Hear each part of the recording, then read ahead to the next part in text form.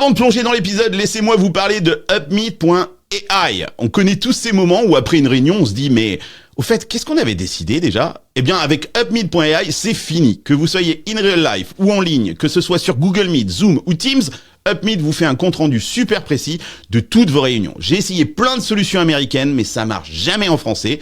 Upmeet, lui, fonctionne dans plus de 30 langues. J'ai fait le test et les résultats sont bluffant. Il y a un système de prompt que j'adore, où on peut même chatter avec le bot pour savoir ce qui s'est passé lors d'une réunion, ou lui demander de personnaliser un compte-rendu. En plus, c'est une techno française, donc vos données sont hébergées en toute sécurité dans l'Union européenne. Et par les temps qui courent, c'est plutôt une bonne nouvelle. Et en parlant de bonnes nouvelles, si vous vous abonnez à la Hacienda avant le 14 février, Upmeet vous offre une licence annuelle gratuite. Oui, 100% gratuit pour vous. Alors n'attendez pas, adoptez Upmeet et ne laissez plus jamais une réunion vous échapper.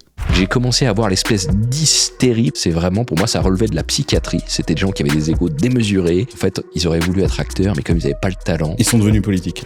Ils sont allés en politique. Il faut pas oublier qu'économiquement, un salarié, ça doit être rentable. Le patron doit faire une marge sur son salarié. La beauté du capitalisme, c'est qu'aujourd'hui, le travailleur, il peut sortir du salariat, il peut se mettre à son compte et il peut récupérer toute la part de sa valeur ajoutée en vendant directement à ses clients. On fait passer Milei pour quelqu'un d'extrême droite, alors qu'en fait c'est un libéral. Un libéral te dit tu laisses les contrats faire, tu ne mets surtout pas d'aide, parce que c'est à partir du moment où l'État met de l'aide que les problèmes commencent. Je fais partie des gens qui pensent qu'on doit remplacer les caissières et les caissiers par des caisses automatiques. Mais qu'est-ce qu'elle va faire la caissière ?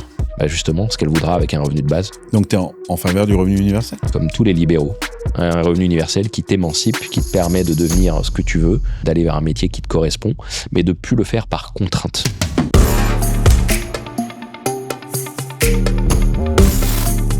L'humain, il est pas si intelligent que ça, les machines vont être largement meilleures.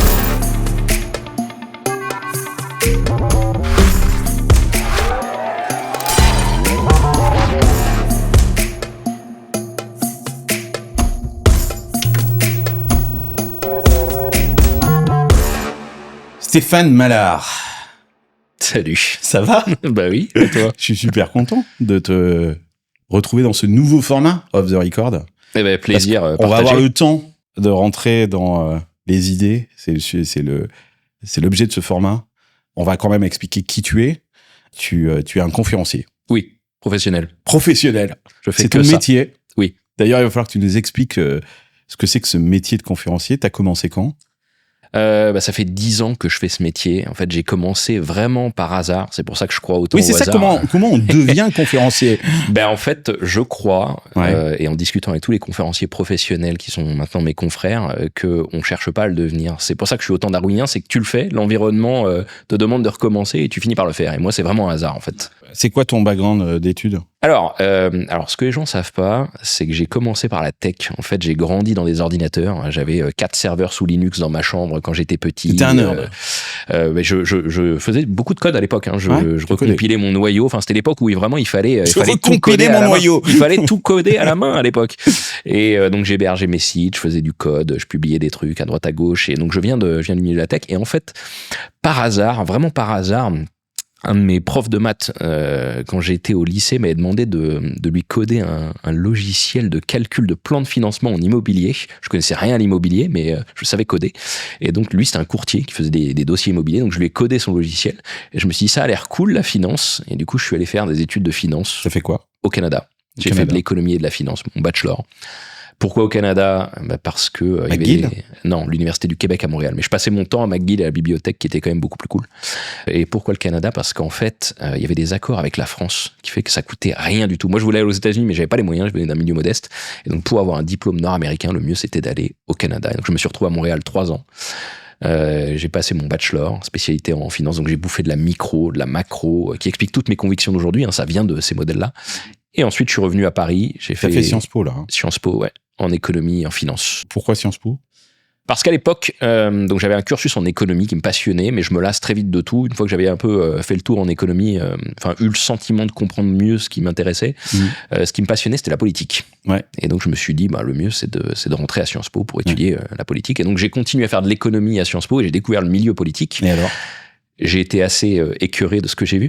En fait, ça a même structuré une de mes autres convictions aujourd'hui, qui est que en fait, les groupes humains finissent par converger parce qu'ils se ressemblent. Alors j'ai un ami psychiatre qui m'a expliqué que c'était un modèle qui s'appelait le modèle de Kendall ou de Kender, qui dit qu'en gros tu itères dans la vie et tu finis dans un endroit homogène qui te ressemble, qui se ressemble, s'assemble. Le besoin de la tribu. Et c'est absolument fascinant parce que déjà à Sciences Po t'as un espèce de biais où déjà c'est assez homogène parce que t'as un biais idéologique déjà, des gens qui sont plutôt d'une sensibilité de centre-gauche, alors qui tend à se radicaliser un peu avec ce qu'on voit, mais plutôt de ce centre-gauche-là. Tu veux dire radicaliser plus à gauche ou plus à droite ? Je dirais plus à gauche à Sciences Po, mais t'as aussi d'autres points communs. Par exemple, à Sciences Po, le point commun de tous les étudiants, c'était ils étaient passionnés par les idées, ils étaient passionnés par la lecture. C'était des gens, tu leur citais un auteur, un bouquin, la semaine d'après, ils l'avaient lu, on pouvait en discuter, tu vois, ça c'était un point commun.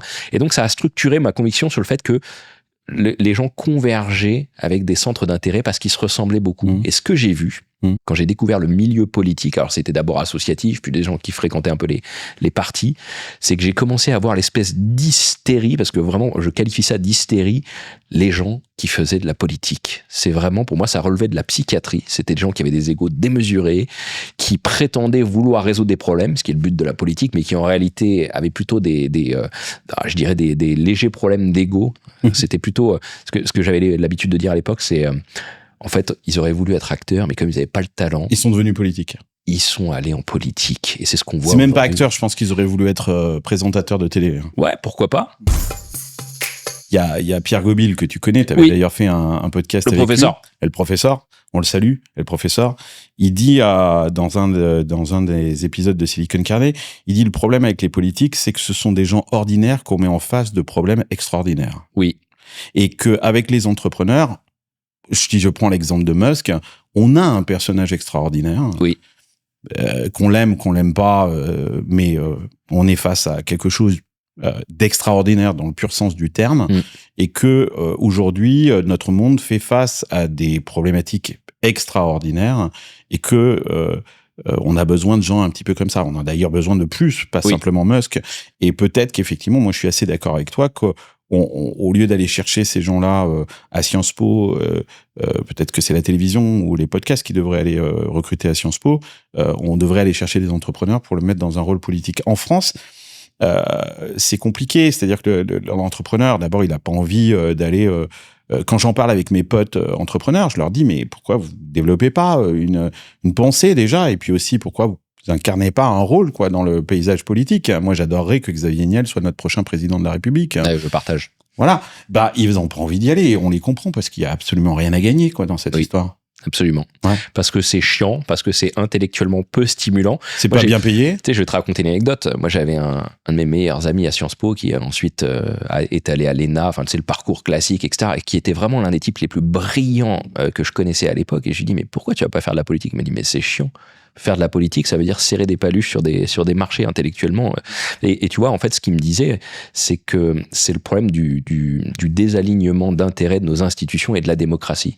C'est que tu cites Elon Musk ou Xavier Niel. Ces gens-là, la preuve de leur compétence, c'est qu'ils résolvent des problèmes et ils sont récompensés par le marché qui leur dit, vous avez raison, on achète. C'est la preuve qu'ils sont bons. Ouais. En politique, la preuve que t'es bon, c'est de te faire élire. Oui. Donc ta compétence, c'est réussir à te faire élire. Oui. Ça ne veut pas dire que tu seras bon pour gouverner. Oui.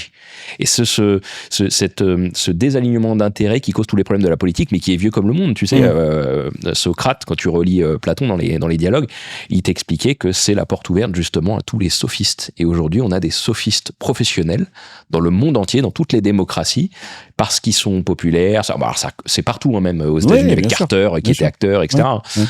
Mais on se rend compte que on ne donne plus la main à des techniciens, à des visionnaires, et surtout à des gens qui ont été forgés par de la difficulté. Tu vois, par exemple, c'est ce qu'on dit tout le temps, mais c'est on fait émerger un De Gaulle parce qu'il y a des temps difficiles, et hop, t'as pas besoin de savoir si c'est un leader ou pas, tu vois que c'est un leader, tu vois qu'il est visionnaire, et tu vois qu'il a été courageux. Donc, c'est ça, sa légitimité. Ouais. Aujourd'hui, la légitimité, c'est bien parler, sourire, serrer des mains et être populaire. Mais ça vaut rien pour diriger ça. C'est pas ça le leadership en réalité. Et donc je pense que j'ai été très déçu quand j'ai découvert ça à Sciences Po, ce qui m'a fait complètement rejeter le milieu politique. Avant qu'on continue là-dessus, j'aimerais ton avis. Tu me fais penser à quelque chose là. Est-ce que tu vois, on a Trump qui vient d'être élu aux États-Unis, et en France, on regarde Trump comme le Trump 1, alors que là, on a en fait un Trump 2. Moi, j'ai une théorie là-dessus, c'est que je pense que le Trump 1 a essayé justement d'être un politique. Ça s'est pas bien passé, il a pas été très très bon en tant que Trump 1, quoi. Et j'ai le sentiment, et c'est peut-être ça qui l'a fait gagner d'ailleurs, que dans cette campagne, il s'est comporté beaucoup plus comme un entrepreneur. C'est d'ailleurs pas pour rien qu'il a d'ailleurs réuni autour de lui, dans son équipe, beaucoup plus de profils entrepreneuriaux que dans son équipe numéro 1. Un exemple, il fait du Musk. C'est-à-dire que quand il dit « je vais régler la guerre de l'Ukraine en 1 jour », on a l'impression d'entendre Musk qui dit « je vais aller sur Mars en 2028 ». En fait, ce qui est très intéressant, c'est qu'il donne une vision, il donne une intention, il crée une énergie. Bien évidemment qu'il ne va pas régler la guerre en Ukraine en 1 jour, mais tout le monde comprend où il veut aller. Et comme un entrepreneur, oriente une vision et les gens le suivent parce qu'il y a une vision.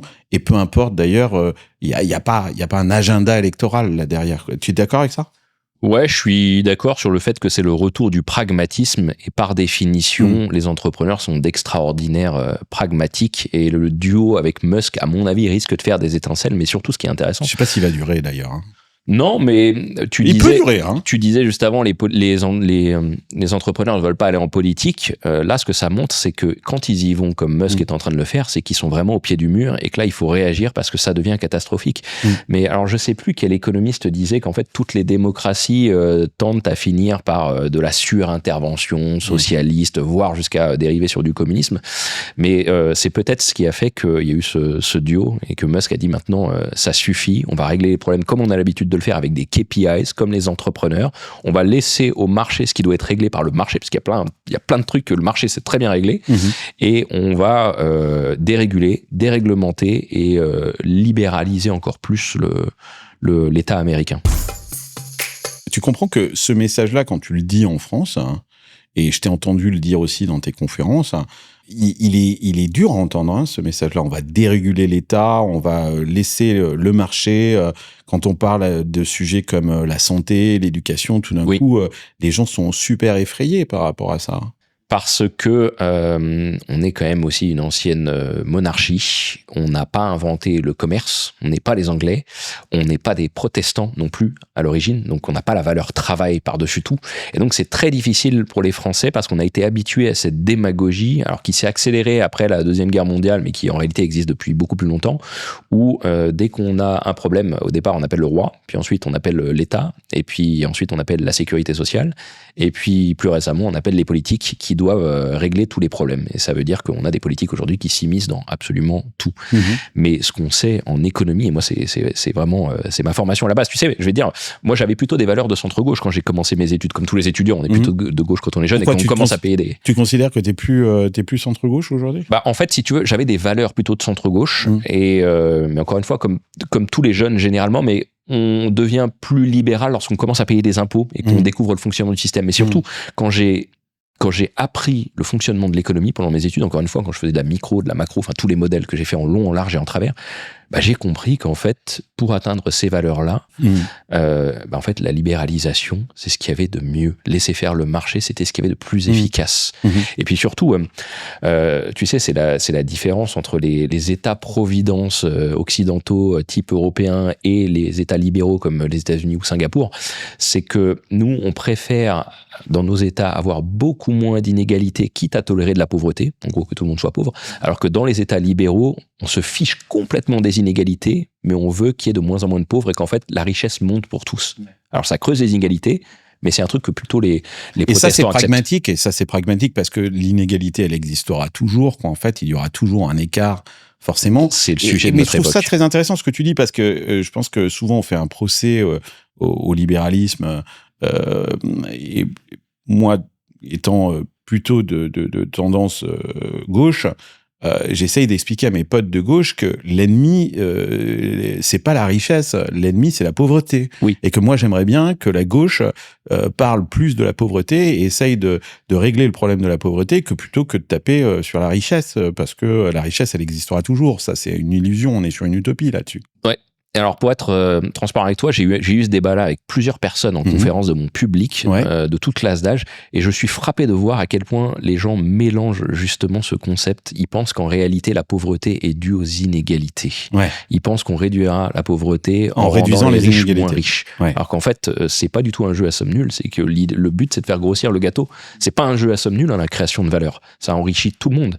Et effectivement, tu peux avoir des inégalités, mais moi, je préfère qu'il y en ait, et ça me dérange pas. Mais le but, c'est de réduire la pauvreté. Mais la bonne nouvelle, c'est que je pense, alors c'est une opinion encore minoritaire, je sens des signaux faibles qui me montrent qu'on a une vague de libéralisation, même en France. Même en France. Ah oui, bien sûr. Si tu regardes, je voyais passer un tweet aujourd'hui sur le terme libertarien, écrit en français, qui est en explosion de recherche sur Google depuis 5 ans. Ça s'accélère. Okay. Ça veut dire qu'en réalité, ce concept commence à arriver dans la tête des gens. Et les gens commencent à se dire, mais en fait, plutôt que de tout demander à l'État, et si c'était l'État le problème? Parce que regarde, tout ce que l'État nous propose, trucs comme France Travail, qui était avant Pôle emploi, la NPE, etc. Ça ne même plus comment l'appeler. À quoi ça sert ce truc? Il y a des armées d'applications qui permettent de trouver un job. L'information circule vite aujourd'hui. Tu veux te former, mais les meilleures formations, elles sont sur YouTube aujourd'hui. Même l'éducation nationale, tous les jeunes aujourd'hui au lycée, ils révisent sur YouTube avec les meilleurs profs parce que l'algorithme a fait émerger les meilleurs profs. Et on peut prendre tous les sujets comme ça. Je te challenge un peu parce que je l'ai entendu. C'est vrai qu'on appelle Stéphane Mallard pour faire une conférence dans sa boîte quand on s'apprête à faire un énorme plan de licenciement. Non, au contraire. On m'appelle... Non, parce que tu les challenges à mort sur le travail. J'allais te dire, il y a 2 types de conférenciers. Et moi, je suis pas dans le type le plus... celui qui marche le mieux, j'allais dire, en matière de business. Pourquoi ? C'est lequel ? Parce que justement, tu as des conférenciers qui pratiquent la démagogie, qui vont dire aux entreprises qu'elles ont envie d'entendre. Moi, je ne suis pas dans ce camp-là. Je fais pas de démagogie. Ça me vaut parfois certains clashs ou des entreprises qui sont pas forcément très à l'aise sur certains sujets, notamment sur la fin du salariat. Tu vois, où j'ai dit dans mon livre, le salariat est mort et les cadres qui bullshit en entreprise à ne rien faire, c'est terminé pour eux. On va en parler de ça. Parce qu'on va faire tout un passage là-dessus. Donc, ça s'adresse, tu vois, moi, mon public cible, c'est les entreprises qui ne veulent pas de démagogie, qui veulent de la valeur et un discours qu'on n'entend pas ailleurs. Parce que tu vois, par exemple, je parle beaucoup d'intelligence artificielle. Le problème, c'est qu'on entend partout la même chose. Tu vois, t'as dû entendre l'IA ne va pas vous remplacer, mais celui qui utilise l'IA va remplacer celui qui n'utilise pas. Bah non, aussi, tu vois, c'est une banalité. Dès que t'as une punchline comme ça qui est écrite, ils la répètent tous parce qu'en fait c'est de la démagogie. Ça fait peur à personne de dire ça, mais ça n'apporte rien en termes de valeur. Ben toi, tu dis non, l'IA va vous remplacer. Ouais, moi je dis l'IA va nous remplacer, mais c'est une bonne nouvelle. Ça va pas se faire du jour au lendemain, rassurez-vous. Le sujet aujourd'hui, c'est de mettre de l'IA partout, mais il va y avoir des challenges. Les cadres dans vos boîtes qui ont des bullshit jobs, et il y en a beaucoup en France, surtout dans les grands groupes, plus t'es dans un grand groupe, plus c'est concentré en bullshit job, et plus c'est proche de l'État, secteur banque, finance, assurance, tous ces secteurs-là, par exemple, énergie, t'as des armées de bullshit jobs. Ça, c'est dur à entendre. Mais quand t'as des managers, des patrons courageux, là, on peut y aller. Et donc, moi, je fais ça sans démagogie. Tu expliques devant des entreprises et devant des salariés qui se reconnaissent peut-être quelquefois que les entreprises, et plus elles sont grandes, plus il y a des postes qui ne servent strictement à rien et que jusqu'à présent, ça ne dérangeait personne. Alors, ça ne dérangeait personne tant qu'il y avait de la rentabilité, tant que la France faisait partie des leaders mondiaux et qu'elle n'était pas challengée par des concurrents à l'étranger plus productifs. Mais à un moment donné, quand tu te fais rattraper par la concurrence, qu'il y a des technologies qui émergent, que tu les as pas mises en œuvre dans ta boîte, forcément, tu as un problème de productivité. Et puis surtout... donc de compétitivité. Et donc, oui, tes facteurs de production sont médiocres. Hein. Moi, j'ai beaucoup lu David Graeber, qui est à l'origine du concept de bullshit job. Et en fait, ça a fait tilt tout de suite parce que quand j'ai commencé ma carrière en suivant le parcours classique, je dis, dans un groupe. Moi, j'étais en salle de marché dans la finance, donc le job soi-disant prestigieux après mes études. Et j'ai vu des armées. Alors, c'était pas des doublons. C'était des postes multipliés par 10. Comment on les reconnaît ? Qui ne faisaient rien. Comment on reconnaît un bullshit job ? Ça ressemble à quoi ? Alors, David Graeber, il dit c'est des jobs qui n'auraient pas besoin d'être faits. Donc, c'est déjà des gens qui produisent beaucoup de rapports qui sont pas lus, des gens qui vont être dans les process qui ne servent à rien, qui sont absurdes, qui rajoutent de la complexité sans valeur ajoutée. C'est souvent les gens qui passent leur temps en réunion, les gens qui parlent fort en réunion, un peu comme les politiques, pour donner une impression d'être indispensable, alors qu'en réalité, s'ils parlent fort, c'est pour décrocher le prochain poste. Mais ce sont plutôt des acteurs et des politiques dans ces grands groupes. Et puis, de manière générale, tous ceux qui sont pas connectés aux clients, toutes les fonctions de middle office, de back office, beaucoup de fonctions support aussi, mais surtout les gens qui font des choses qui pourraient être faites par des applications ou des technologies. Et il y en a absolument partout. J'ai dit, plus l'entreprise est grande, plus il y en a. Et mon signal faible, c'est de dire qu'on vit la fin de l'ère des bullshit jobs parce que les actionnaires vont commencer à se rendre compte que ça n'est plus rentable et qu'il va falloir découper pour continuer à être compétitif. Ils s'en sont rendus compte, notamment dans la bourse aux États-Unis, chaque fois que il y a eu une vague de licenciements dans la tech colossale. Musk et Twitter qui virent 80% de ses effectifs. Et ça marche. Tout le monde dit Twitter est mort, c'est fini. Non, enfin, Twitter va pas bien, mais en tout cas, le service continue à être disponible et à opérer. Bon, ils ont perdu des annonceurs parce qu'il est monté sur scène et qu'il a dit go fuck yourself à Disney et à tous les autres. Mais l'opérationnalité de Twitter maintenant X continue à être identique. Quoi. Et souvent, tu sais, les bullshit jobs, c'est surtout des postes qui sont très très très bien payés. Tu vois, par exemple, donc ils coûtent cher à l'entreprise. C'est ça. Et le paradoxe, si tu veux, c'est que personne n'ose tailler là-dedans parce que sinon, le manager qui taille là-dedans, il va dire mais toi aussi t'as un bullshit job et du coup ça fait. Donc ils se protègent tous. Tu vois, par exemple, dans le secteur bancaire, on n'arrête pas de dire avec le digital, il n'y a plus besoin des agences. Mais c'est pas vrai. Tu prends le secteur bancaire, les gens qui travaillent dur, c'est les banquiers sur le terrain.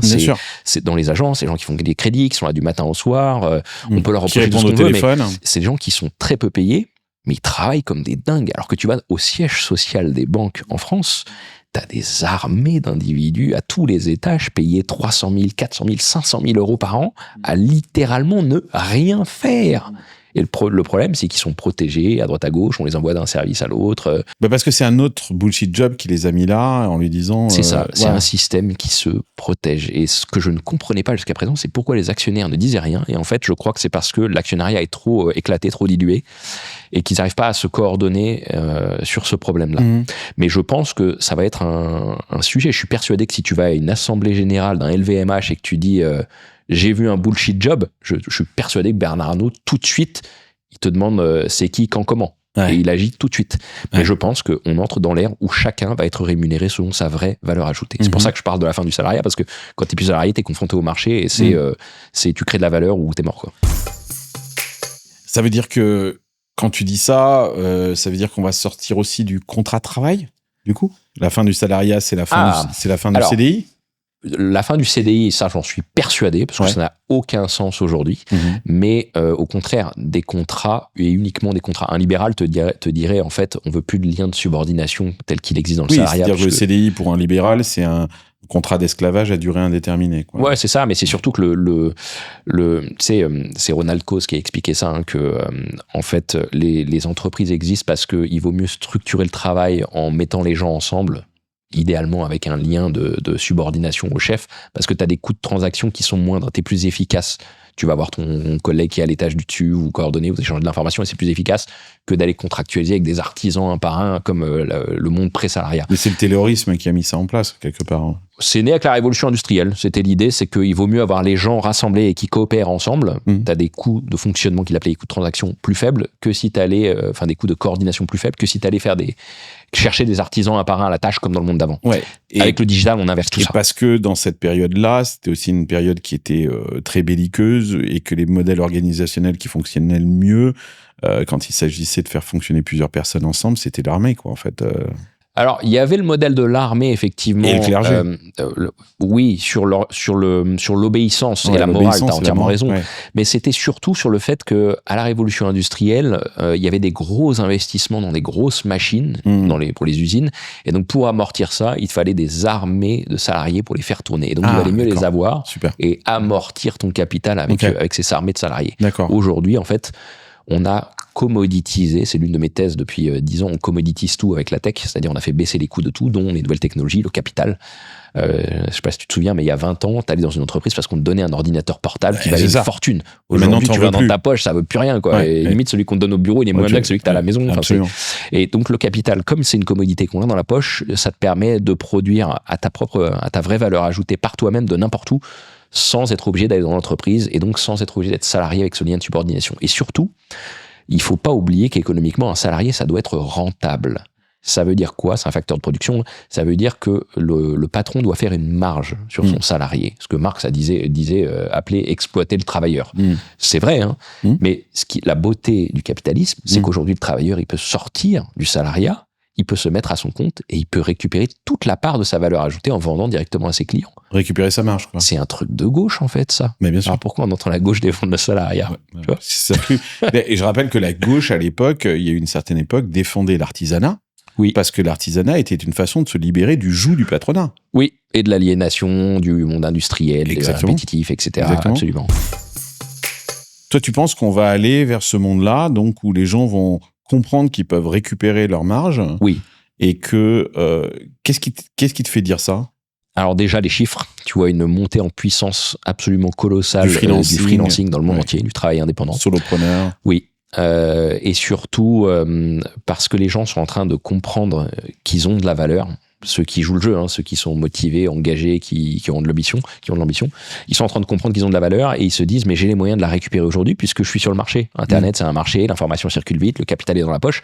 Et donc les gens se disent il n'y a pas de raison que je récupère pas une partie de cette valeur qui auparavant était donnée à l'entreprise sous forme de marge. Les gens ont cet état d'esprit de plus en plus.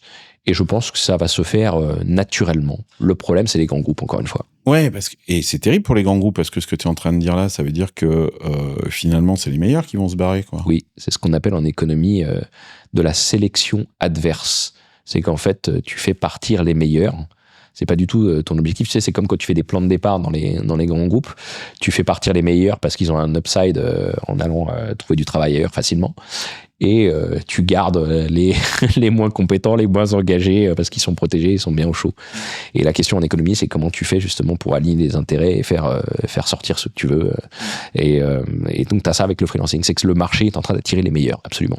Là-dessus, on revient encore à Musk, mais c'est plus une idée de Vivek qui est dans ce groupe-là, le DOGE, Department of Government Efficiency, où ils ont décidé qu'ils allaient purger l'État fédéral de tout un tas de fonctionnaires. Oui. Et ils considèrent qu'il y a plein de monde qui ne sert à rien dans ces organisations. Oui. Et à la Musk, bien évidemment, une chose qu'ils ont dit, c'est une idée de Vivek derrière qui en fait est très intéressante, qui fait complètement écho à ce que tu es en train de dire.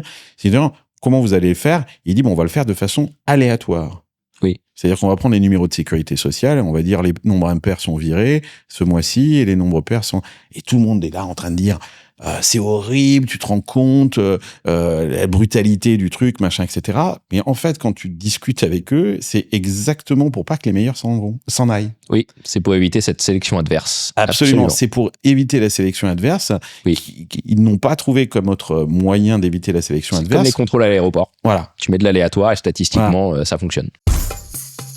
Je fais partie des gens qui pensent que on doit remplacer les caissières et les caissiers par des caisses automatiques. Et je préfère moi je suis favorable au revenu universel, je préfère qu'on leur donne un revenu social de base pour qu'ils puissent se former à autre chose, évoluer vers autre chose, et éventuellement un jour occupent leur temps sans travailler, parce que ce sera notre cas à tous, je pense, avec la tech, mais que ça permette une émancipation. Je pense que justement... on vit cette période où on va avoir la possibilité de libérer les gens des contraintes. Bah justement, ce qu'elle voudra avec un revenu de base. Je suis pas en train de dire qu'on l'abandonne. On lui donne un revenu de base pour lui permettre de s'émanciper. Soit donc de se former à autre chose, mais en tout cas de ne plus être dans un métier aliénant. Donc tu es en faveur du revenu universel ? Comme tous les libéraux. Un revenu universel qui t'émancipe, qui te permet de devenir ce que tu veux, de te former à ce que tu veux, d'aller vers un métier qui te correspond, mais de ne plus le faire par contrainte. Je pense que c'est ce qu'il y a de plus émancipateur. Après, on peut débattre sur le niveau du revenu, la gauche voudra toujours plus, etc. Il faut trouver le sweet spot avec le niveau d'incitatif suffisant. C'est toujours le même problème en économie. Mais non, je fais partie de ceux qui pensent que les seuls qui doivent travailler, peu importe le job, ça doit être ceux qui apportent de la valeur à ce qu'ils sont en train de faire. Et c'est le marché qui décide de cette valeur. Et ceux qui sont entre guillemets, sortis de ce jeu-là, peu importe la raison, qu'on parle des enfants qui sont trop jeunes pour travailler, des personnes âgées en retraite, des personnes inaptes à travailler, ceux-là, j'ai aucun problème à ce qu'on les protège, parce qu'encore une fois, on fera tous partie de ces populations qui vont être challengées par les machines, mais je pense que la solution, ce sera un revenu de base émancipateur, libérateur. Donc ça veut dire que un retraité, par exemple, qui aurait envie de continuer à travailler, bien sûr, pourrait le faire. Bien sûr. Parce qu'aujourd'hui, on lui interdit de le faire. Moi, je suis pour... en tant que libéral, je ne souhaite pas qu'il y ait d'âge de départ à la retraite. Je souhaite que chacun puisse capitaliser sur sa propre retraite. Je souhaite que chacun puisse travailler autant qu'il le souhaite, en heures, encore une fois, on met tout dans des contrats. Mais l'idée, c'est de dire vraiment qu'on émancipe l'individu et qu'on lui permette d'aller vers ce qui lui correspond. Et qu'il choisisse lui-même. S'il a envie de s'arrêter à 55 ans. En fait, l'idée derrière tout ça, c'est de dire que les gens sont assez responsables et sont meilleurs pour allouer leurs ressources. Si tu mets quelqu'un, entre guillemets, au chômage parce que tu automatises son job, mais que tu lui donnes un revenu de base pour qu'il survive, c'est lui qui va s'organiser pour aller sur l'étape d'après. C'est le social de notre époque, ça doit être le social du 21e siècle, si tu veux. Mais c'est une idée libérale, en fait, de donner un revenu de base émancipateur. Et ça pourrait devenir une idée de gauche ?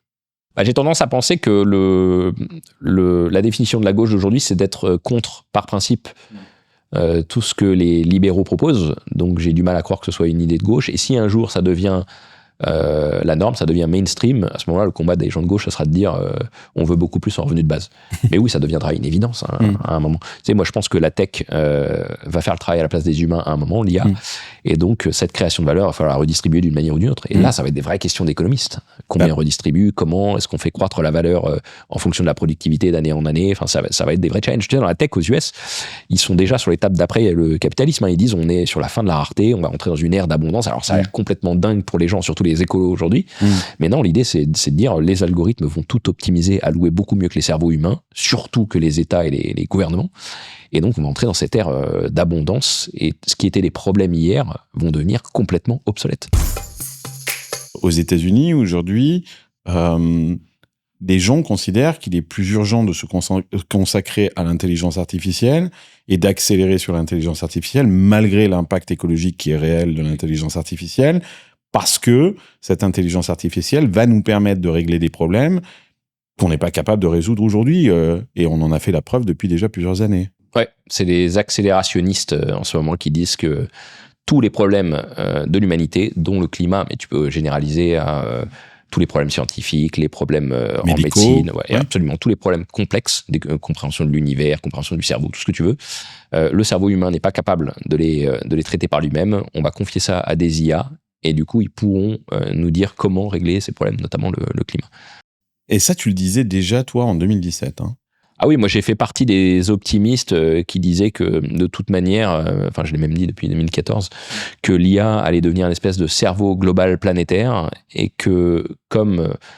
En fait, ma thèse sous-jacente, c'est que tout est algorithme. C'est une thèse qui est inspirée à la fois de Richard Dawkins, qui dit que, en gros, l'évolution est un algorithme d'essai-erreur, et puis de Douglas Hofstadter, un informaticien qui lui dit que la conscience est une boucle algorithmique qui s'observe fonctionner. Et donc j'ai généralisé ça en me disant mais en fait tout est algorithme et les humains sont des algorithmes. Et donc même des chercheurs, qui soient chercheurs sur le climat pour sauver la planète ou des chercheurs en médecine qui cherchent à comprendre les maladies pour trouver des traitements, ce sont des algorithmes. Un chercheur, c'est un algorithme. Enfin, ce sont des processeurs. En fait, ils processent de la data. Oui. De façon algorithmique. De façon algorithmique, avec les limites de leur cerveau. Oui. Mais l'idée sous-jacente, c'est d'abord que tout est mathématique. Ensuite, tout est algorithmique, c'est-à-dire que ça tourne, qu'il y a des boucles et qu'ensuite tu génères des calculs qui deviennent dynamiques avec de l'essai-erreur, enfin tout ce qu'on fait avec de l'IA maintenant. Mais un chercheur, qu'est-ce que ça fait ? Ça traite de la connaissance, ça relie de la connaissance, ça pose des hypothèses, ça essaie de les confirmer, de les infirmer, de les préciser. Bon après, comme disait Popper, la science, on avance qu'en réfutant et en précisant, hein, tout doit être réfutable. Mais l'idée, c'est de dire que si c'est tous ces process-là, une IA peut le faire. Et on commence à avoir des exemples aujourd'hui d'IA qui commencent à faire de l'essai-erreur comme les chercheurs. Puis aussi, dans la recherche scientifique, tu as aussi beaucoup d'aléatoires, beaucoup de recherches scientifiques qui ont émergé parce qu'il y a eu un lien qui a été fait de manière purement aléatoire dans des données. Les Eureka, c'est le principe de l'Eureka, ouais, absolument. C'est ça, mais qui a de la valeur. Et il faut les établir, ces liens. L'IA peut le faire aujourd'hui parce qu'elle tourne des milliards de fois plus vite en arrière-plan dans des machines et elle peut tester toutes ces corrélations, faire ses erreurs par elle-même et ensuite tester des hypothèses. Ce qui est intéressant dans ce que tu dis, c'est que justement, ça change le métier de développeur, qui était un métier qui était très programmatique. C'est-à-dire que quand il programmait, qu'il codait, il connaissait exactement l'objectif, comme un artisan qui va fabriquer une chaise. La différence entre l'artisan et l'artiste, c'est que l'artiste ne sait pas la toile qu'il va peindre, alors que l'artisan sait exactement la chaise qu'il va fabriquer. Et qu'aujourd'hui, on arrive dans un mode de programmation avec l'intelligence artificielle qui s'approche plus d'ailleurs du biologiste ou du chercheur scientifique, où il va lancer des hypothèses comme un peu sur sa paillasse, et que l'intelligence artificielle va produire des résultats qui ne peut pas... c'est pour ça qu'on dit, oui, vous savez pas ce que... Vous avez ouvert une boîte de Pandore et vous savez pas ce qu'elle peut produire. Oui, c'est absolument vrai. On sait pas, donc on lance des choses comme ça, et ça fait flipper tout le monde. Est-ce que on lance des choses comme ça de manière aléatoire sans connaître le résultat? Ça s'appelle l'évolution, ça s'appelle le darwinisme. Le variation aléatoire, sélection de Darwin, variation aléatoire dans les gènes, était sélectionné si t'es adapté à ton environnement. C'est un processus avec de l'aléatoire, comme tu viens de le décrire. Moi, je pense que c'est le master algorithme de la nature, le darwinisme, l'évolution, l'essai-erreur, et qu'en fait, tout n'est que cas particulier de cet algorithme géant d'essai-erreur, dont la recherche scientifique. Et effectivement, tout ce que faisait un chercheur aujourd'hui, une IA peut le faire. Elle génère son propre code, elle pose ses propres hypothèses. La question, c'est qu'est-ce qui se passe si tu laisses les IA générer leur propre code, comme dans Westworld, en gros, où elles deviennent conscientes d'elles-mêmes, etc. Là, c'est ça le sujet, en fait. Si c'est une boucle algorithmique qui génère son propre code et qui peut en sortir, là, on sait pas trop ce que ça donne. On va remettre des niveaux d'autonomie aux algorithmes, comme ils veulent faire aux États-Unis. Mais non, ou avoir une agence, comme on a une agence de l'atome, etc., qui puisse débrancher... Problème, encore une fois, j'ai déjà abordé ces sujets-là ailleurs, mais tant que tu n'as pas une institution internationale pour encadrer tout ça, tu ne pourras rien faire. Il suffit qu'un État soit non aligné. Et tout se passe là-bas, c'est un arbitrage. Tu peux interdire les manipulations génétiques, la sélection génétique sur le QI des enfants, par exemple, mais si la Chine l'autorise, tu vas faire ton enfant en Chine et c'est réglé. Tout le monde fait cet arbitrage. Tu t'es planté quand même sur un truc, parce que j'ai écouté beaucoup de choses de toi et j'ai lu ton bouquin aussi. Comment il s'appelle Disruption, voilà, c'est ça. Je l'ai lu il y a déjà quelques années. Mais t'as prédit beaucoup de choses dans ce bouquin Disruption qui, encore une fois, date de 2017. Mais je trouve que tu t'es planté sur un truc, c'est que à un moment, oui, qu'est-ce qui restera à l'humain? Il restera toute la phase empathique, la relation sociale, etc., etc. Je suis pas sûr de ça. Alors, encore une fois, il faut raisonner comme un économiste. C'est que si on prend la chaîne de valeur, quand tu fais un job, quand on te paye pour produire quelque chose, t'as une partie technique, savoir-faire dans ton job, ce pourquoi tu as été formé, ton expérience, etc. Hard skills, expertise, technicité. Le médecin qui fait du diagnostic, par exemple. Ou une radio. Ouais, ce que tu veux. Et puis, tu as une partie humaine. T'es sympathique, on aime bien être avec toi, t'es agréable, t'as le médecin qui t'écoute. Forme de psychologie aussi. Voilà, c'est ça. Et la question, c'est quelle part de valeur ajoutée à l'expertise et quelle part à l'empathie. Et moi, ma thèse dans le bouquin, c'était de dire l'expertise, on va la donner aux machines. Elles vont tout faire mieux que nous en expertise et il n'y a pas de sujet là-dessus. Il n'y a que les avocats qui ont du mal avec ça aujourd'hui. Parce qu'ils disent, nous, c'est différent, on n'est pas des algorithmes. Je leur dis, mais si, vous êtes des maths avec des mots. Mais donc, ma thèse, c'était de dire, on donne l'expertise aux machines et il nous restera l'empathie, les valeurs humaines, l'interaction humaine. Ça, on ne pourra pas le remplacer. Et en fait... déjà, j'ai eu tort. Il y a des études, notamment celle de la fameuse à laquelle tu fais référence de ChatGPT, qui a montré que ChatGPT était plus empathique que les médecins humains pour annoncer les mauvaises nouvelles. On a fait des tests. Ouais. Et puis ça va être généralisé partout. Et on s'est rendu compte que les patients, on leur a pas dit est-ce que ça c'est une réponse d'un médecin ou est-ce que ça c'est une réponse c'est la même réponse mais elle est formulée par une intelligence artificielle ou elle est formulée par un médecin. L'intelligence artificielle gagne. Ils trouvent les patients, c'est un test aveugle, mais ils ont voté en majorité pour les réponses de l'intelligence artificielle. Et ça veut dire plusieurs choses. Ça veut dire d'abord que, donc déjà, entre les humains, on n'a pas le même niveau d'empathie, d'intelligence émotionnelle. Donc déjà, tu as des humains qui gagnent et des humains qui perdent. Ça, c'est banal, il n'y a rien de nouveau. Les leaders humains gagnaient toujours à toutes les époques. Sauf que là, on a prouvé que les machines nous challengeaient sur l'empathie. Ça veut dire quoi? Ça veut dire que demain, on va interagir avec des intelligences artificielles qui seront plus empathiques que tous les êtres humains autour de nous. D'abord parce qu'elles nous connaîtront parfaitement. Exactement, c'est ce que j'allais dire, parce qu'elles nous connaissent. Voilà, c'est ça. C'est qu'avant, dans l'ancien monde, on faisait, si tu veux, des... Le médecin, il ne connaît pas. Voilà, enfin, il connaissait le médecin généraliste, oui, mais le spécialiste qui t'annonce un cancer... Ça dépend combien de fois il t'a vu, ça dépend combien d'interactions t'as eu avec lui, puis ça dépend s'il est bon en empathie. Mais t'as une gaussienne là-dessus. Mais ce que ça veut dire, c'est que les IA, elles seront de plus en plus meilleures que nous sur l'empathie, et du coup, on risque émotionnellement d'interagir qu'avec des IA. Mais ce que ça veut dire surtout, et je rejoins ma thèse d'avant, c'est que même les émotions chez les humains, c'est des algorithmes. Alors ça, quand je dis ça, mais ça fait bondir des gens, mais alors c'est une analogie, mais Moi, tu vois, l'amour, c'est un algorithme. C'est de l'énergie neuronale quelque part et qui active effectivement des. En fait, si tu veux, des connexions. Tout ce que je fais dans mes conférences, c'est que je fais 3 choses. J'ai un regard sur les nouvelles technologies qui est ce dans quoi j'ai grandi et qui est aussi ma passion.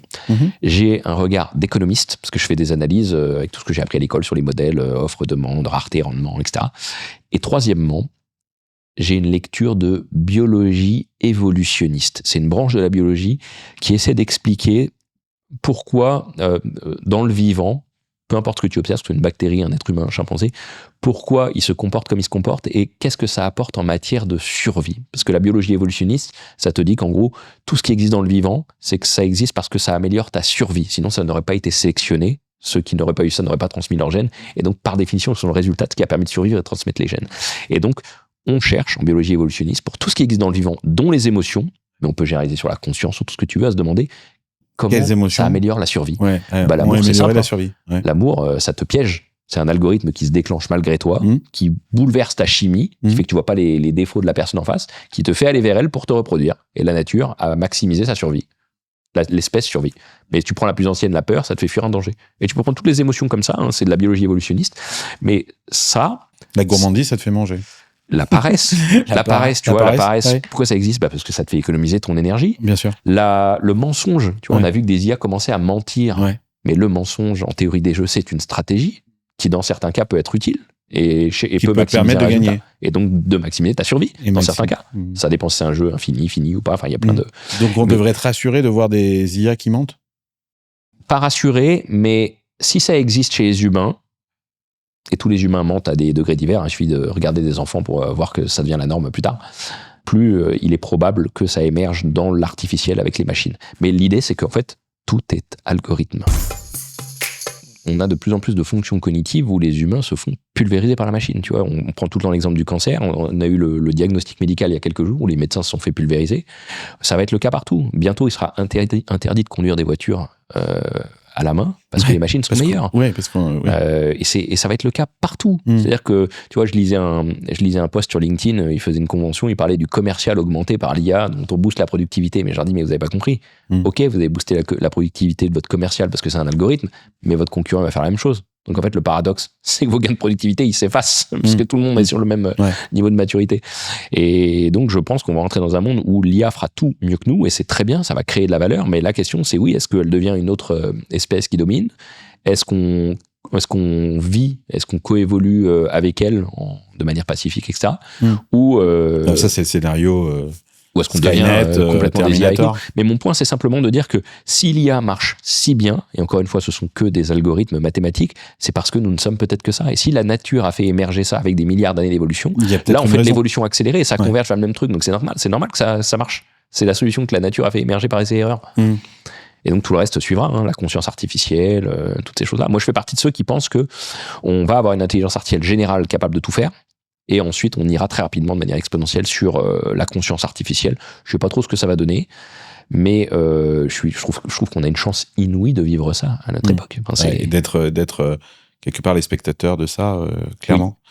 Mais du coup, toi, tu dis, tu es très excité, tout ça, et les gens, ils ont très peur.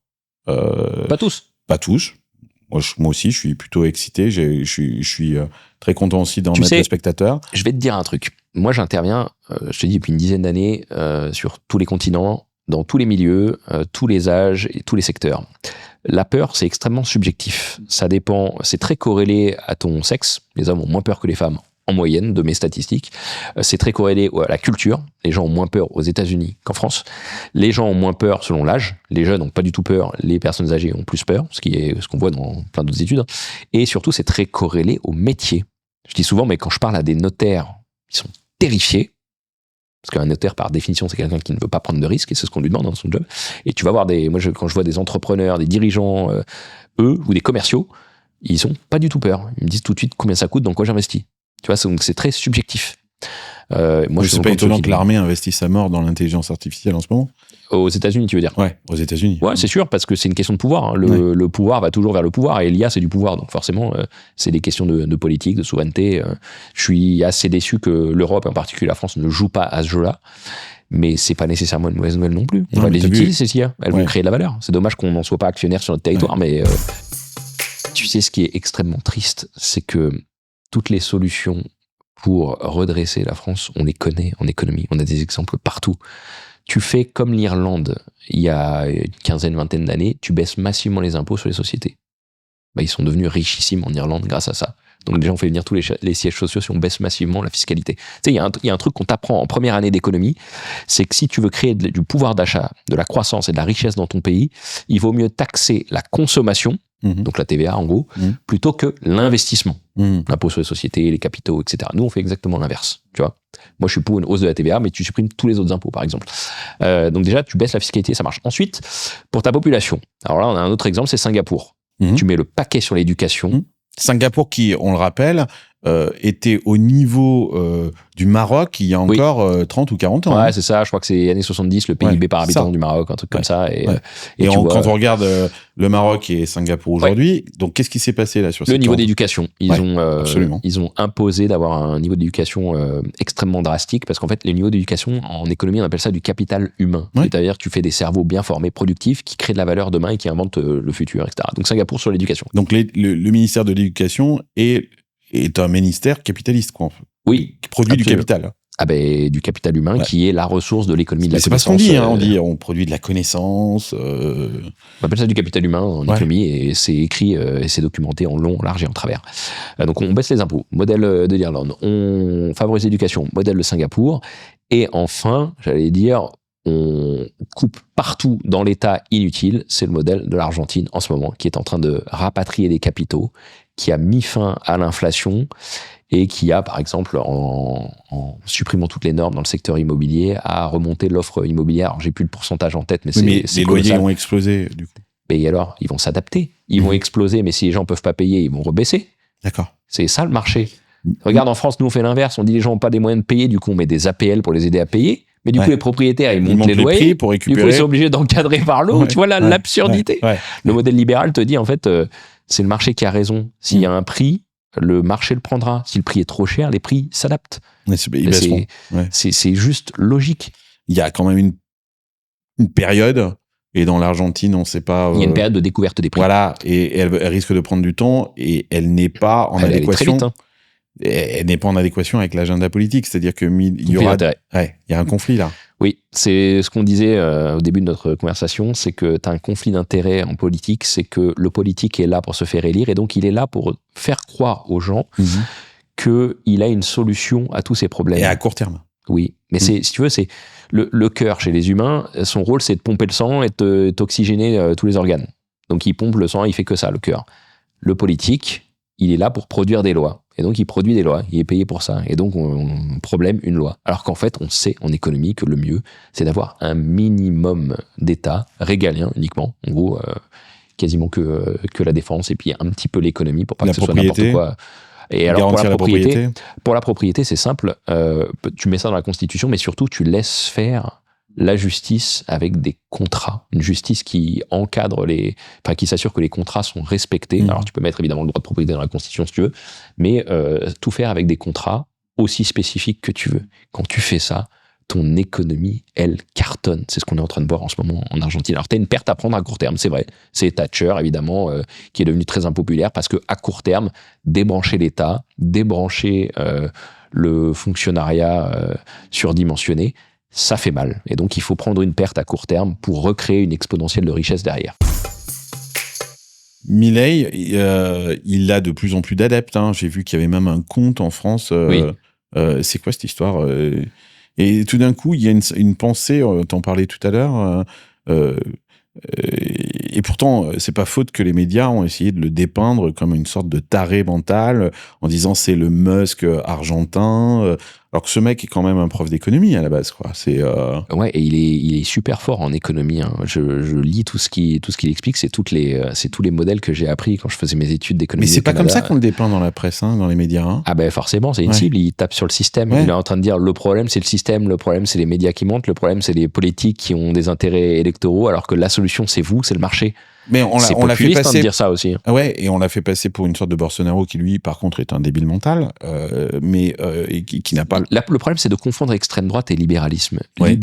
On fait passer Milei pour quelqu'un d'extrême droite, ce qui est plutôt un Bolsonaro, et encore on peut discuter, alors qu'en fait c'est un libéral. Les libéraux ne sont pas d'extrême droite. Tu sais, même la plupart des libéraux, sur la question de l'immigration, qui est le sujet central de l'extrême droite, les libéraux te disent on s'en fout de l'immigration. Un libéral te dit tant que tu ne mets pas d'aide, le marché se régule. Et tant que tu laisses faire la justice, la police, l'ordre est respecté, etc. Un libéral te dit, tu laisses les contrats faire, tu ne mets surtout pas d'aide, parce que c'est à partir du moment où l'État met de l'aide que les problèmes commencent.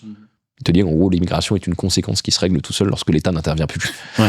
Donc tu vois, c'est ça le problème, c'est qu'on essaie de faire passer les libéraux pour des gens de droite, et voire d'extrême droite, alors qu'en fait, c'est juste des gens qui mettent la liberté au-dessus de tout. Vraiment, un libéral se fout de l'immigration, par exemple. Au contraire, un libertarien, encore plus. Après, t'as des libéraux maintenant qui commencent à dire aussi, oui, mais c'est vrai qu'on doit régler ce problème d'immigration incontrôlée. Ok, il y a des tendances qui émergent, chacun y va de ses idées et de ses programmes, mais l'idée, c'est vraiment qu'on arrête de confondre le libéralisme avec la droite extrême, puisque ça n'a rien à voir. Un libéral ne se reconnaît pas dans le fascisme, rien à voir. Tu as conscience que justement, certains trucs qu'on est en train de se dire là aujourd'hui, il y aura des gens de gauche qui vont regarder ça et qui vont nous dire qu'on est des fachos. Mais pour quelle raison ? Un libéral, il veut de la liberté. Un fasciste, il veut t'arrêter parce que tu penses pas comme il faut et il veut te mettre en prison et te couper la tête. C'est eux les fachos, alors ? Alors moi, je pense que les pensées de gauche aujourd'hui ressemblent plus au fascisme, effectivement, que le libéralisme. Au maoïsme, en tout cas. Ouais, ou au maïsme. C'est, tu sais, toute forme de censure, toute forme d'encadrement, toute forme d'emprise ou même de volonté de réguler, de contrôler, d'encadrer, bah, c'est des freins à la liberté, c'est plutôt la gauche aujourd'hui. Et ce que je ne comprends pas, c'est qu'on a essayé, les programmes socialistes au cours de l'histoire, ça n'a jamais marché. Et ça a toujours dérivé sur des systèmes totalitaires qu'on a appelé le fascisme et tous les autres. Donc je ne comprends pas qu'on continue à encore donner du crédit à ces théories.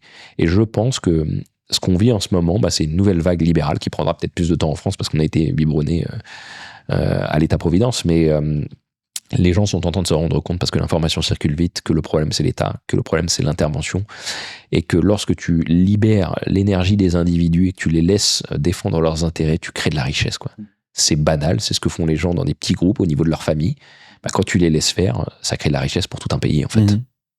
Oui, parce que ce qui est dingue, c'est que justement, quand tu parles de laisser faire les gens, d'aller, par exemple, d'avoir un commerce, et aujourd'hui, par exemple, ton conjoint peut pas travailler avec toi, ou alors il faut qu'il soit déclaré, etc. Tu peux pas faire travailler ton fils qui te file un coup de main, des choses comme ça. C'est pas possible, ça, aujourd'hui. Mais ce qui est insupportable, effectivement, c'est que l'État met son nez absolument dans tout. Et du coup, tu décourages absolument tout. C'est très bien que les gens travaillent ensemble et créent de la richesse. Mais dès qu'on crée de la richesse, t'as l'État qui arrive et qui dit, tiens, on va prendre. Mais qui a envie d'être motivé avec ça ?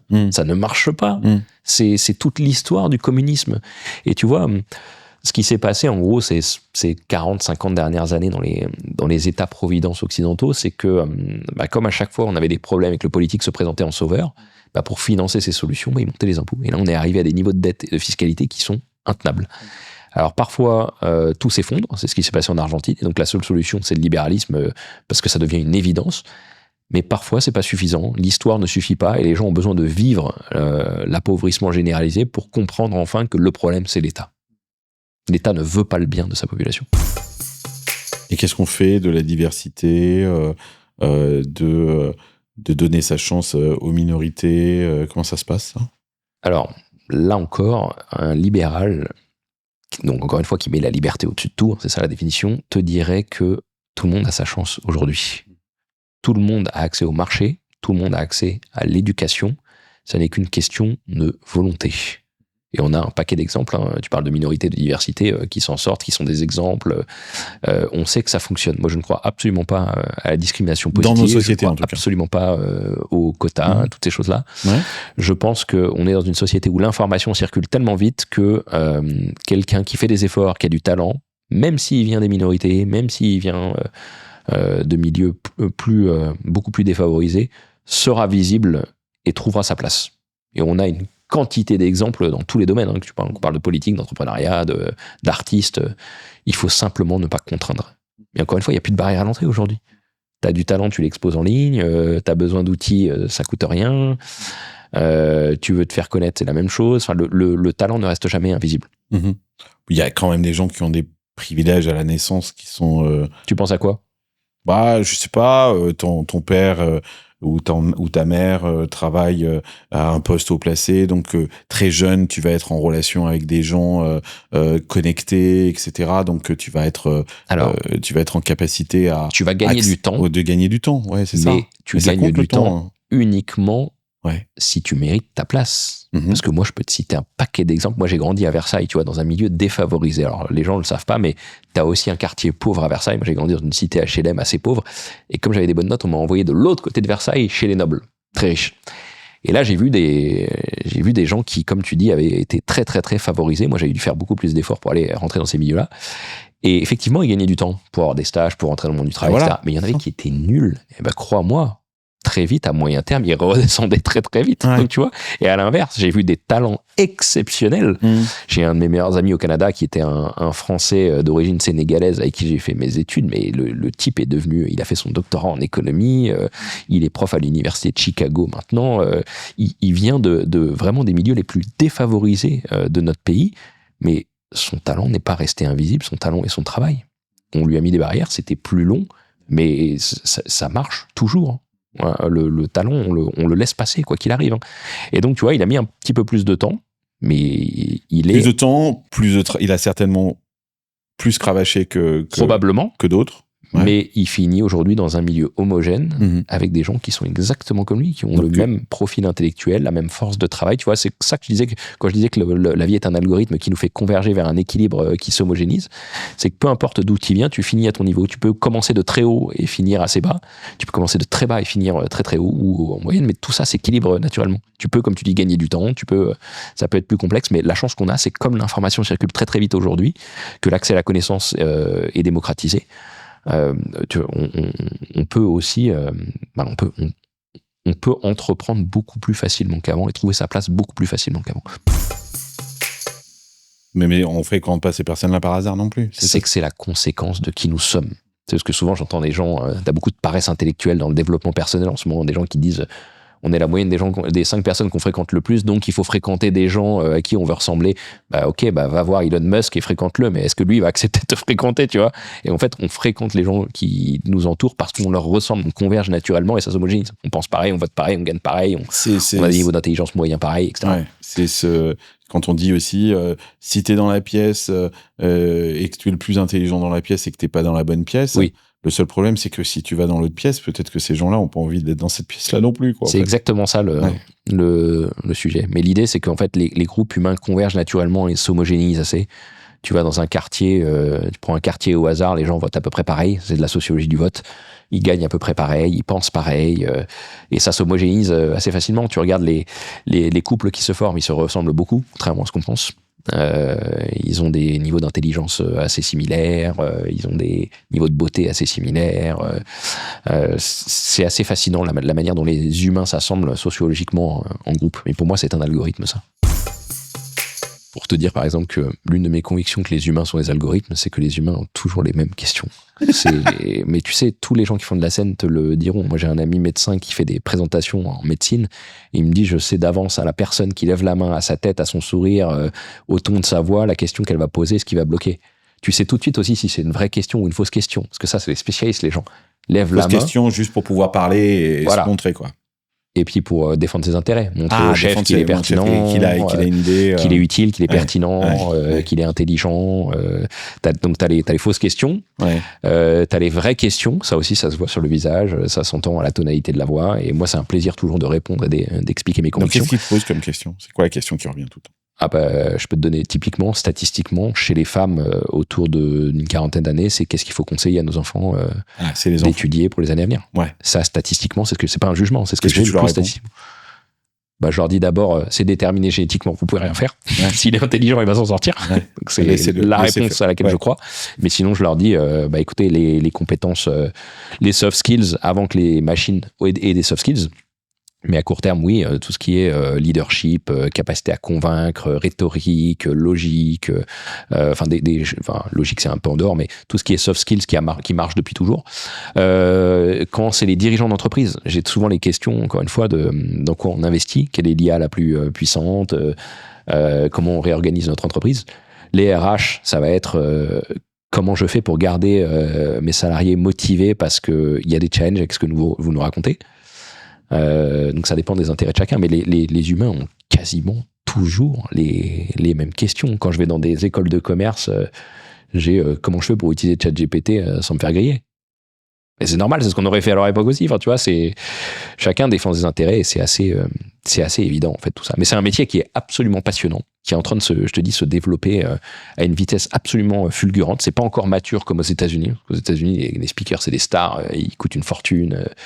On est quand même en France, mais je crois que ça va beaucoup se diffuser parce que, comme je te disais, comme on a atteint le point maximal de bullshit qu'on peut avoir dans les entreprises, je pense qu'on entre dans une ère où on fait venir des gens justement qui ont une parole plus libre, plus radicale, mais pertinente. Le seul truc, c'est d'apporter de la valeur, d'être pertinent. Et qui joue le fusible un peu, quelque part. Ouais, fusible, je sais pas, mais tu critiquais au début ces cabinets de conseil qu'on fait venir pour parler à la place, en fait, du dirigeant. Finalement, c'est un peu ce que tu fais, toi. La différence, c'est que le cabinet de conseil, il dit ce qu'ils ont envie d'entendre et qui a été décidé en amont. C'est de la vraie démagogie. Alors que toi, moi, ce que j'essaie de faire, c'est en fait, j'essaie de tirer un raisonnement et d'avoir des arguments, des connecteurs logiques pour le défendre. Quand je dis qu'on vit la fin du salariat et que les premiers qui vont être touchés, c'est les gens qui ont des bullshit jobs, bah, je sais que parfois, quand je fais une conf devant, je sais que j'ai du bullshit job. Et les patrons le savent, et les bullshit jobs en question le savent très bien aussi, mais ils sont minoritaires, encore eux. Mais je n'hésite pas à le dire. Tu vois, j'ai des confrères conférenciers qui font surtout pas ça, qui sont là surtout à faire attention à pas froisser le client, à avoir un discours très lisse, etc. Moi, j'ai pas choisi ce positionnement parce que, je te dis, je pense qu'on arrive à la fin de cette ère de la démagogie, que les gens vraiment, ils veulent de la pertinence, de la radicalité. Alors, pas que à la Trump, hein, mais surtout de la valeur. Donc là, on arrive à la fin de notre entretien. Donc tu vas nous expliquer. Donc tu réfléchis à quoi? C'est quoi les prochains thèmes alors? Parce que là, moi, le thème qui m'obsède. Tes plagieurs t'écoutent, quoi. Donc c'est le moment de dire, bah tu vois, c'est à moi ça. Si tu fais. Alors, déjà, je suis en train de développer des nouvelles stratégies pour les entreprises d'adoption de l'IA, parce que je pense qu'il y a beaucoup de bullshit en ce moment là-dessus. Tu vois, par exemple, les entreprises disent il faut se former à l'IA, et du coup, ils achètent des formateurs à l'IA. Ouais.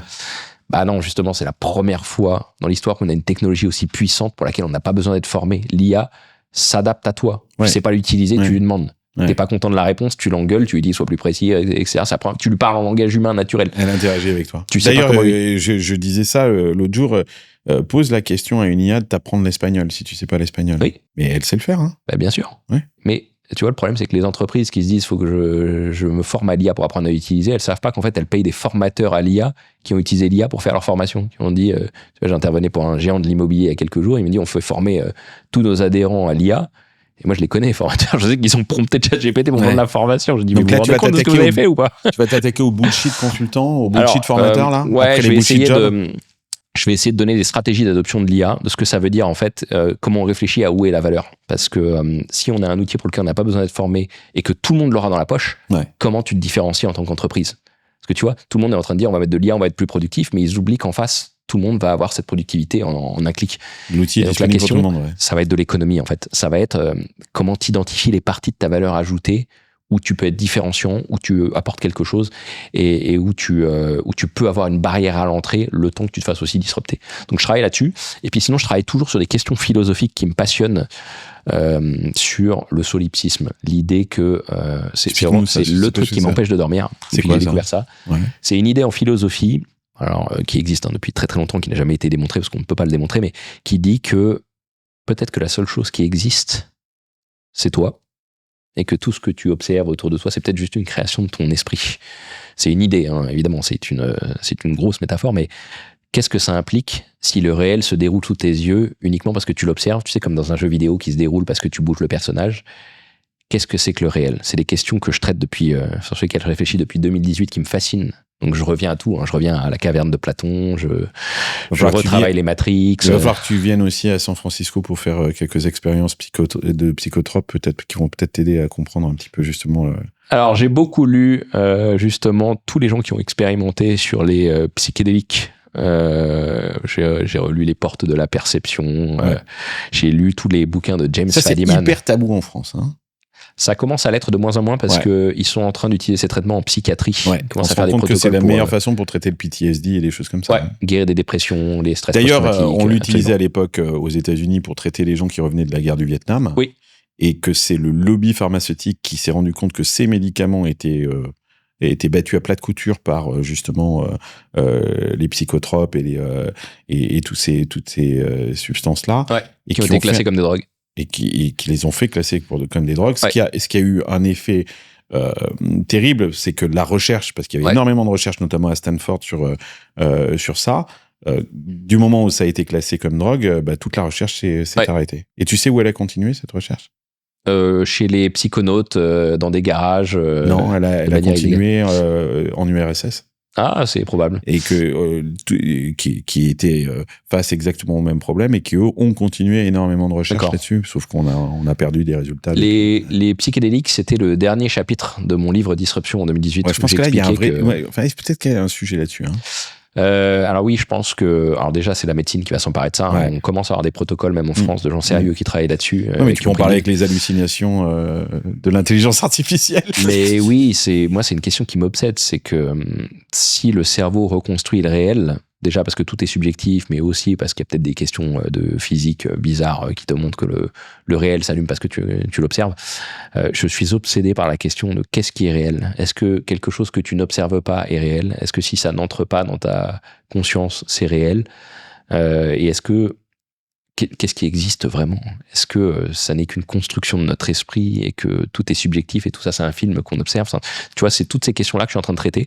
Donc, je suis en train de, à la fois relire les philosophes qui ont travaillé là-dessus, les sagesses traditionnelles, indiennes notamment, qui ont beaucoup écrit là-dessus.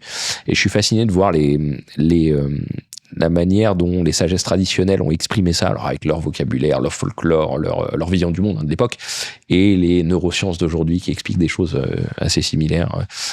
Donc c'est mes sujets, et j'essaie de faire le lien avec la tech, parce qu'on va avoir des techs, enfin des algorithmes, des technologies qui vont jouer avec le réel et qui vont nous obliger à nous poser la question de finalement, mais si je préfère regarder mon smartphone et que ce que j'ai sous les yeux c'est mieux que le réel, qu'est-ce que c'est que le réel, quoi ? Et là c'est une question qui me terrifie, en vrai.